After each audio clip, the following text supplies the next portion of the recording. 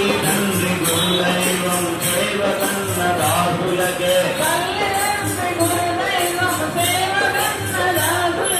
తల్లిదండ్రి గురుదైవం సేవకన్నదాసులకే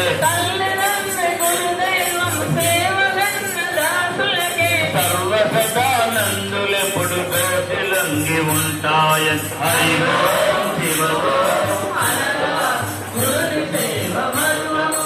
హరి ఓం శివ ఓం అనరా గురిని సేవ మరువకురా.